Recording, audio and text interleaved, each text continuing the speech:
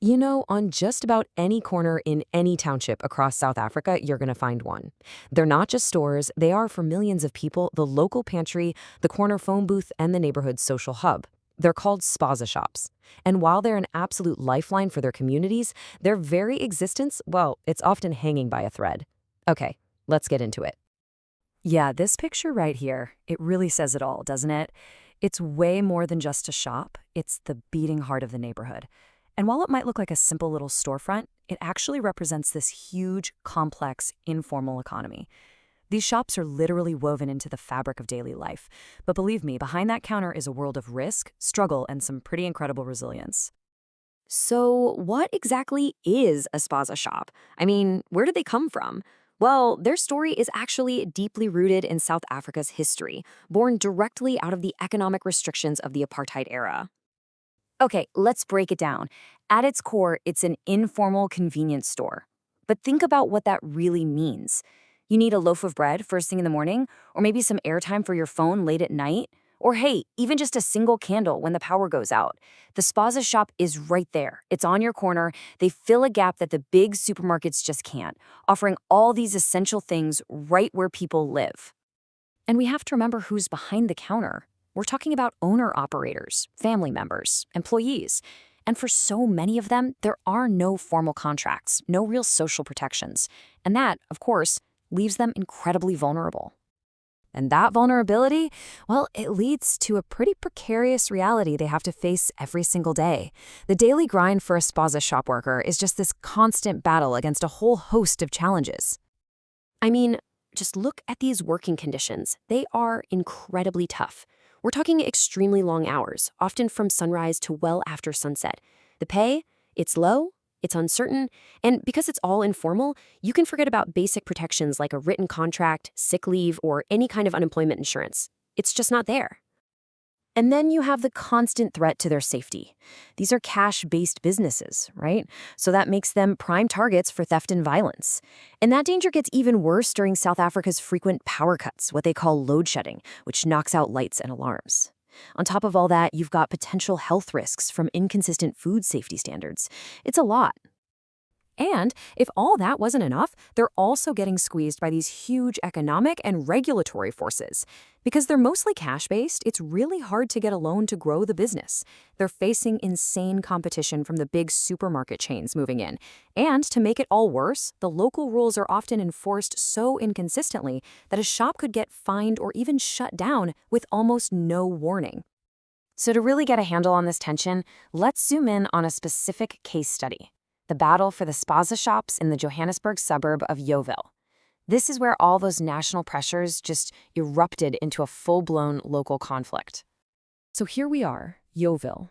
As you can see, it's a densely packed, incredibly diverse Johannesburg neighborhood. It's home to a huge community of migrants from all over Africa. And back in the early 2000s, it became ground zero in the fight for the future of the Spaza shop. And you can see on this timeline how things escalated fast. In the early 2000s, the city decided it was time to crack down on what it called illegal businesses. By 2003, they were literally bringing in bulldozers. But, and this is the key part, the community refused to back down. They gathered 5,000 signatures, sent a petition to the president, and it worked. By 2005, a new agreement was reached that officially let these house shops operate. What's so fascinating here is seeing these two totally opposing viewpoints laid out so clearly. On one side, you had these lobby groups saying, oh, spazas bring down property values, they're fronts for crime. But on the other side, the community was making a completely different case. They were saying, hold on, these shops provide a vital service, and these are just people trying to make an honest living who often don't even know all the complex city rules. And this chart, this is what changed everything. When researchers actually went out and surveyed the community, the support was just overwhelming. Look at that. A massive 76% of residents had a positive view of their local Spaza shops. That grassroots support was the game changer. The people had spoken, and the city, well, it had no choice but to listen. So they won, right? A victory for the little guy. Well, the thing is, this victory led to what you might call a fragile peace. The new agreement, combined with a real lack of city oversight, actually created a whole new problem, a completely unregulated boom. This quote from a community leader back in 2011 just paints a wild picture. He said, right now as we speak, someone is starting or halfway through or putting the finishing touches to a new Spaza shop. The number of shops just exploded, almost overnight. The floodgates were open. And here's where things get even more complex. This boom was largely driven by migrants who were looking for new opportunities.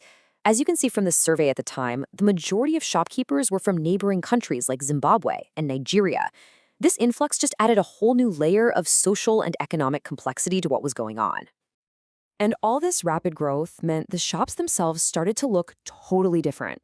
I mean, look at these photos. A spaza could be anything from a simple serving hatch that was literally just cut into a wall to an entire room of a house converted into a storefront. It was really blurring the lines between home and business in all these new, creative ways. So let's zoom back out. What's the big takeaway from what happened in Yeovil? What can it teach us about the bigger picture? How do we get these essential businesses to move from just surviving day to day to being truly sustainable? Well, researchers have laid out a pretty clear game plan. It boils down to 4 key steps. First, simplify compliance. Just make it easier and cheaper to register legally. Second, promote digital tools. Give them access to things like digital payments and small loans, especially for essentials like backup power. Third, you gotta protect the workers. Get them registered for social benefits and make sure they know their rights. And finally, improve safety. Help them afford security upgrades and change inspections from being about punishment to being about support and guidance. And all of this really brings us to the fundamental question, the million-dollar question, doesn't it? Spaza shops are a lifeline. They're an entire ecosystem that was born out of pure necessity. So the challenge for cities like Johannesburg is finding that perfect balance. How do you regulate and support these shops to make them safer and more stable without completely crushing the very informal, adaptive spirit that makes them so essential in the first place?